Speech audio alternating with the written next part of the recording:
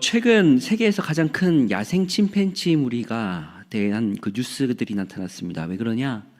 이 침팬지들이 수십 년간 평화롭게 공존하다가 확장을 세력해온 우간다의 은고고 침팬지 무리들이 돌연 두 집단으로 나뉘어서 한쪽은 동쪽에 한쪽은 서쪽에 살다가 나뉘어서 서로를 죽이는 잔혹한 침팬지 내전이 벌어졌다고 합니다.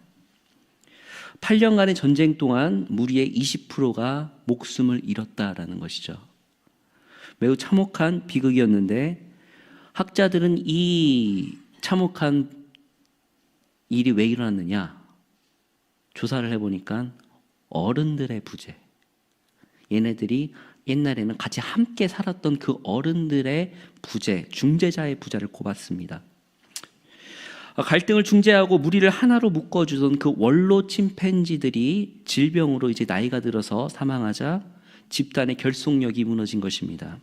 그 빈자리들을 공격적인 젊은 침팬지 리더들이 차지했고 어제의 동료는 오늘의 적이 되어버렸습니다. 이 사건은 우리에게 묵직한 경고를 던집니다. 중재할 어른이 사라지니까 공동체가 얼마나 쉽게 무너질 수 있는가에 대한 경고입니다. 사실 이 경고는 미국 정치를 향한 경고였습니다. 그런데 우리 삶도 마찬가지입니다. 이 어른이 안 계신 부분이 얼마나 우리 가운데 큰 영향을 미칩니까? 중심을 잡아줄 위인, 기둥 같은 한 리더가 사라진다는 것은 그 자체로 거대한 위기입니다. 오늘 바로 그 본문이 그 위기의 순간을 다룹니다. 부활하신 예수님께서 제자들과 40일간 다니시면서 다시 소망을 불어주시고 가르쳐 주셨는데 이제는 그 예수님이 눈앞에서 하늘로 올라가 버리신 겁니다. 제자들은 당황하면서 멍하니 하늘만 바라보고 있습니다. 우리는 보통 주님이 눈에 보이고 정말 우리 가운데 있어야지만이 안심합니다. 하지만 하나님은 늘 우리의 생각과 반대로 일하시죠. 보일 때보다 보이지 않을 때 더 깊이 일하시며 곁에 계실 때보다 우리 안으로 들어오실 때 더 강력하게 역사하신다는 것입니다. 주님의 승천은 단순한 이별이 아니라 우리를 향한 신뢰의 훈련이자 사명의 위임이라는 것이죠. 제자들은 부활하신 주님과 40일간 함께하면서 하나님 나라의 일을 다시금 듣고 배웠습니다. 그런데 오늘 본문 6절에는 바로 또 어떻게 얘기하나요? 그들이 질문 던지는 것은 주께서 이스라엘 나라를 회복하심이 이때니까? 라고 묻습니다. 이들은 예수님의 부활이라는 그 우주적 사건을 봄에도 불구하고 여전히 자기 중심적인 사고가 남아 있었습니다. 지상적인 보상에 갇혀 있었고 그리고 이 나라의 회복, 하나님의 나라의 회복이 이때니까? 라고 묻는 것입니다. 우리가 이거 예전에 예수님의 제자 시리즈 했을 때 누가 물었을 걸 확률이 제일 높다고 했나요? 셀료딘 시몬이 이것을 물어봤을 확률이 제일 높다. 왜냐? 하나님의 나라가 이 땅에 빨리 임재하기 위해서 열심당 활동을 했기 때문에 그렇죠. 셀료딘 시몬뿐만이 아니라 많은 제자들도 이런 마음과 동시에 있었기 때문에 성서는 제자들이 이렇게 물었다라고 말합니다. 제자들은 지금 당장에 보이는 나의 나라, 나의 성공, 내 지식의 회복이 언제 이루어지느냐라고 예수님께 기대를 하며 묻는 것입니다. 그러나 예수님께서는 단호하게 이들의 대답을 이렇게 말씀하십니다. 본문 7절입니다. 함께 읽겠습니다. 시작. 이르시되 때와 시기는 아버지께서 자기의 권한에 두셨으니 너희가 알 바가 아니오. 아멘. 사랑하는 성도 여러분, 저희가 1월에 함께 나누었던 하나님의 시간표 시리즈 때 이렇게 말씀드렸습니다. 우리 인간은 늘 자신의 시간표와 계획을 고집하지만 주님께서는, 하나님께서는 구속사의 시간표를 제시하신다라고 했습니다. 승천 직전에 주님이 강조하신 것은 오히려 모름의 영성입니다. 다 알지 못해도 그것을 신뢰하고 기다리는 것, 그것이 승천 이후에 보이지 않는 주님을 모시고 살아야 할 첫 번째 성도의 태도라는 것입니다. 그리고 그들에게 말씀하십니다. 8절입니다. 유명한 구절이죠. 함께 읽겠습니다. 시작. 오직 성령이 너희에게 임하시면 너희가 권능을 받고 예루살렘과 온 유대와 사마리아와 땅끝까지 이르러 내 증인이 되리라 하시니라. 아멘. 이 본문 가지고도 한 3-4번 설교할 수 있습니다. 굉장히 중요한 말씀인데, 예수님께서는요 어떻게 했냐요? 그들에게 성령을 예비하시고 권능을 받아서 너희가 예루살렘과 온 유대와 사마리아 땅끝까지 이르러 내 증인이 되어라 라고 명령을 하시면서 떠나십니다. 그리고 나서 예수님께서는 9절에 보면은 구름이 주님을 가리어 보이지 않게 되었다 라고 얘기하죠. 성경에서 말하는 구름은 단순하게 그냥 그 구름이 아니라 하나님의 영광과 임재를 상징합니다. 주님이 보이지 않게 된 것은 그저 사라진 것이 아니라 하나님의 영광 속으로 들어가셔서 우주적인 통치를 하셨음을 의미하는 내용입니다.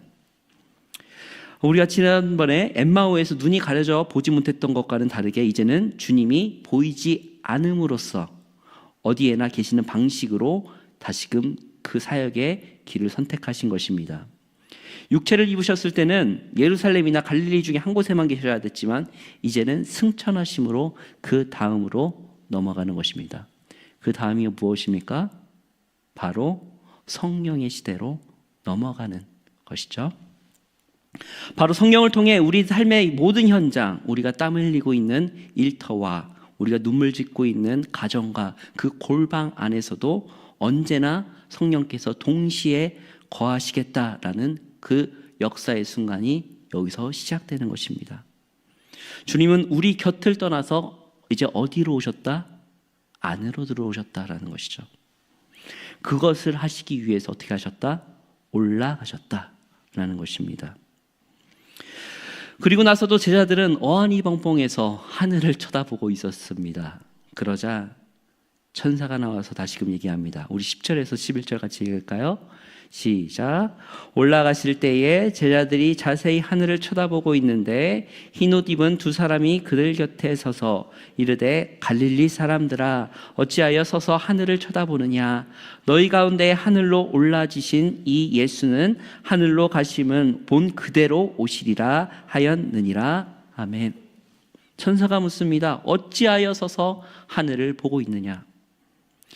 이 질문은 우리에게도 던지는 질문입니다. 신앙은 그저 고개를 떨구고 하늘만 쳐다보는 종교적인 행위가 아니라 오히려 하나님의 그 뜻을 진정으로 생각해야 될 줄 믿습니다.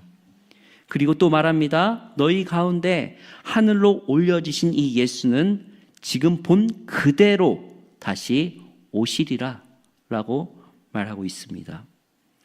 예수님은 이와 같이 다시금 다시 오실 것이니 너희는 빨리 성령을 받고 증인이 되어서 너의 할 일들을 해라 라는 것입니다. 사순절을 기간 동안 우리가 한번 나누었던 것처럼 우리는 어떤 존재였죠? 흙의 존재, 미약한 존재라고 했죠. 흙으로 지어진 우리는 이 땅의 문제를 고민하면서 이 땅 가운데 하나님의 통치를 실현시켜야 될 귀중한 존재라고 했습니다.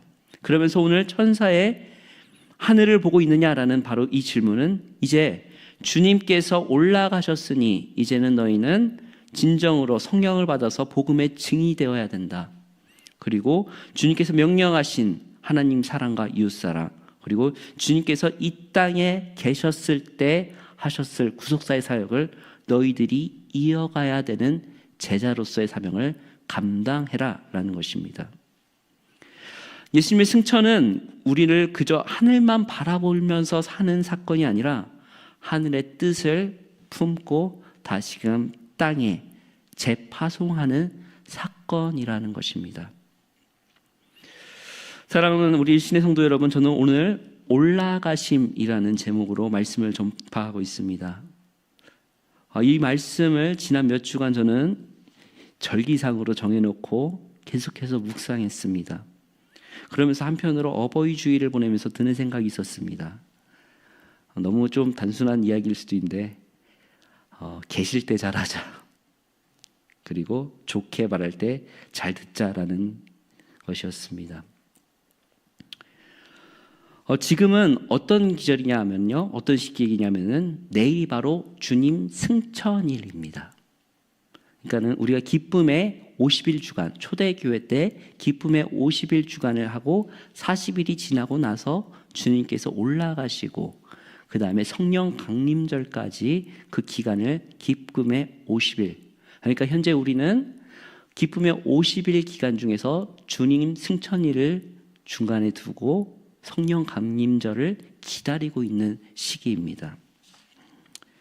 저는 이 말씀을 묵상하면서 어버이 주일도 생각하면서 계실 때 잘하자라는 생각으로 지난주 토요일 날 잠깐 안성에 내려가서 부모님 일을 도우러 다녀왔습니다. 새벽에 다녀왔습니다. 이게 어떤 작업인지 모르시겠지만은 잡초 안자락에 멀칭 작업을 한 겁니다. 이거 은근히 많이 힘듭니다. 부모님한테 어버이 선물 대신 하루 일하러 다녀오겠다라고 했죠. 다른 이야기이긴 하지만 농사를 지으면요, 성경의 말씀에 대해서 되게 개인적으로 묵상하기가 굉장히 좋습니다.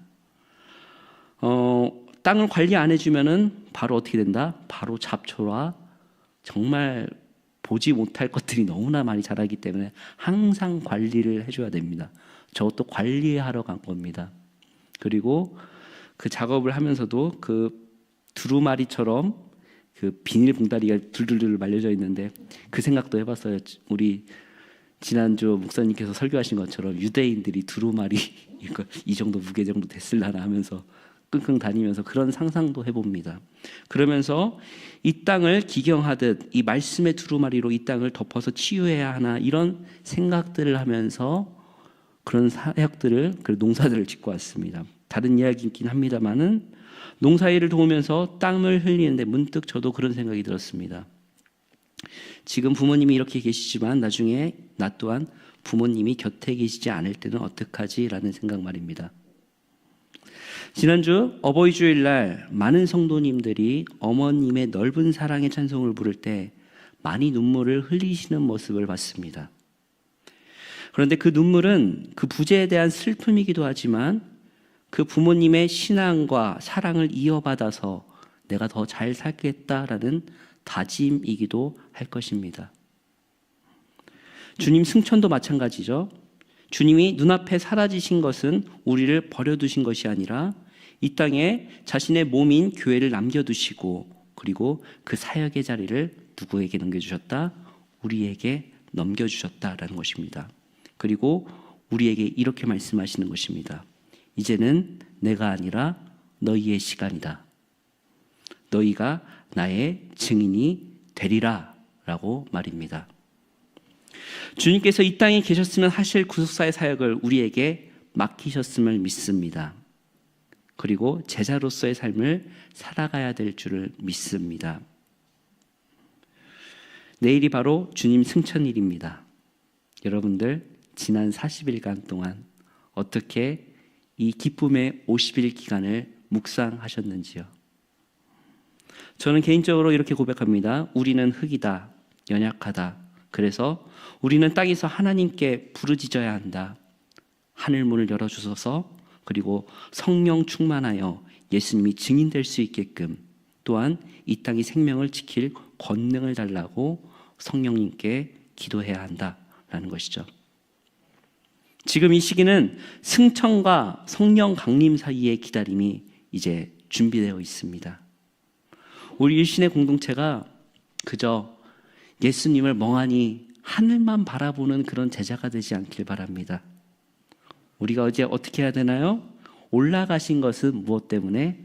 바로 성령께서 우리 안에 오시기 위한 그 단계를 준비하기 위함입니다.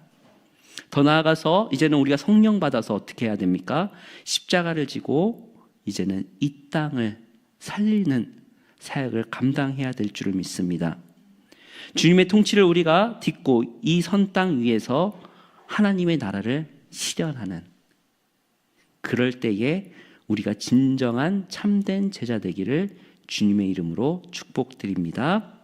우리 말씀 생각하면서 함께 기도했으면 좋겠습니다. 첫 번째로 기도해 주실 것은 주님, 이제는 나의 시간표를 내려놓고 하나님의 구속사의 시간표를 신뢰하게 하소서라고 기도해 주십시오. 두 번째, 보이지 않는 주님의 통치를 내 삶의 모든 현장에서 실현할 수 있도록 능력 주시옵소서. 세 번째, 하늘만 바라보는 자가 아니라 성령의 권능을 입고 땅의 생명을 살리는 예수님의 증인 되게 하소서라고 우리 주여 세 번을 치고 합심으로 기도하도록 하겠습니다. 주여, 주여, 주여.